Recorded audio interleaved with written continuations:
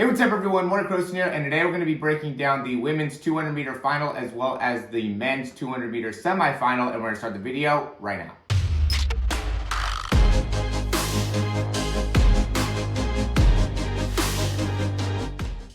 All right, so we got here the women's 200 meter final on the right, and then we have the men's 200 meter semifinal here on the left. The big thing is, going into Erriyon Knighton, and then, with the women's, obviously, Elaine Thompson just really showing that she is, just somebody that is continually overlooked and probably one of the best overall sprinters of all time. She's coming around this curve so well, way out in front of everybody. I mean, it almost looked like she didn't even need to try. I mean, this whole time she was basically winning this race from the get-go. Shelly-Ann had a good start there at the beginning and was able to pick up some ground, but definitely got, hot from behind by both Gabby Thomas. And I was interested to see how Gabby Thomas would do because, going into the Olympic trials, the U.S. Olympic trials, she was doing okay in like the heats and the semifinal and everything, and then came into the finals and just like blew everybody away and ran a great time in her 200 meter. And so, I was hoping to be able to maybe see that as well in the final, but she ended up coming in third with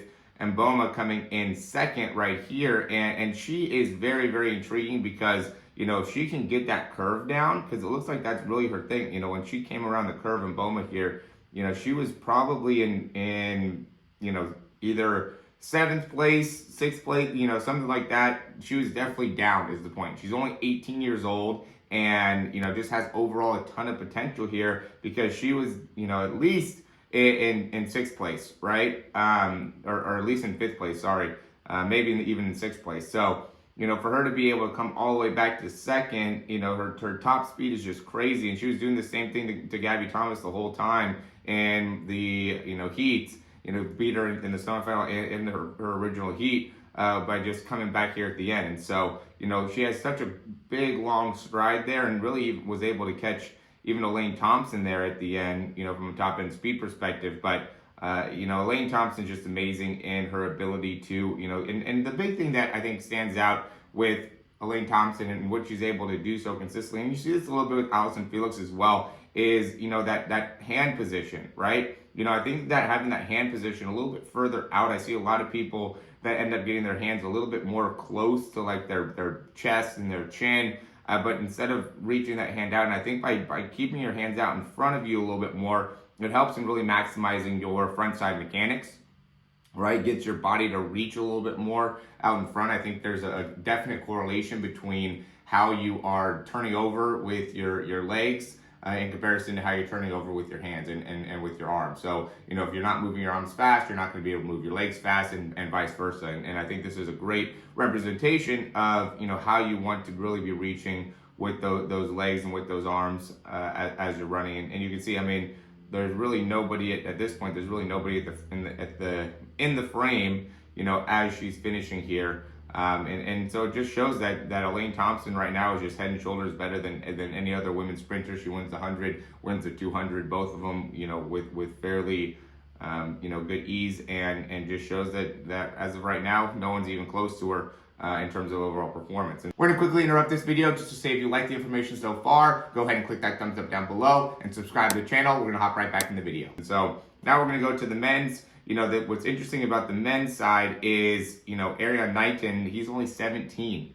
So we have two super young athletes, Mboma here on the right, Erriyon Knighton here on the left, 17 years old. And, as he's coming around the stretch, he didn't get a great start. He was a little bit behind here as he was coming out of the blocks, but then as he came around the curve here, he almost like did it on purpose where he could now kind of look to see what his competition is like and was just looking over to the right the whole time and then just blew by everybody, which was amazing. Let's just see from a, speed perspective. So he's touching the ground, let's say at about 0.79, somewhere in there, and he's back off the ground at about 0.87 there on the right leg. And then he's touching the ground again about 0.24, so that's about a 0.37. Not bad for, his It's not bad. He is, 6'3", and so for his height, I think that ends up being pretty good. And then this is a little bit longer race with it being the 200 meter, 7.37 is definitely not a bad place to be. At this point, let's look at Oduru here on lane, what is that, 7?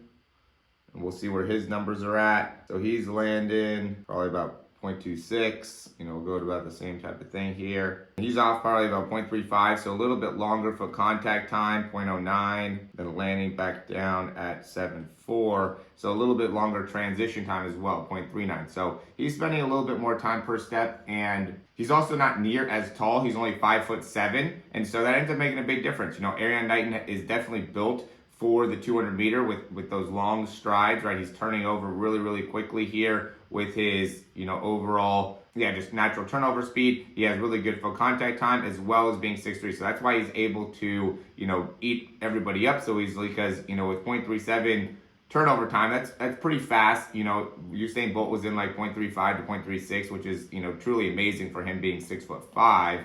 And, the full contact time, though, is in that 0.08 area. Anything sub 0.1 ends up being the big thing here when it comes to elite sprinting, right? A lot of times I see guys and people that are 0.1 and above, and I'm in that same category. And what makes you really elite is getting into that 0.08. So now, what it seems like you need to do in order to get more to that 0.08 number is to be able to land a little bit further out in front of on your foot. So instead of landing, really far back on your foot, you want to be landing a little bit closer to the edge and then just be able to have more of your weight forward as you're landing to make it so then you can immediately kind of hop right back off the ground, pretty easily. But here, you can see Erriyon Knighton just easily jogging here. I think he ran like a 20.02 and just jogged there at the end. He didn't even have to reach or extend or anything. So definitely excited to see the final. He did the same type of thing in the Olympic trials. He ended up coming in third behind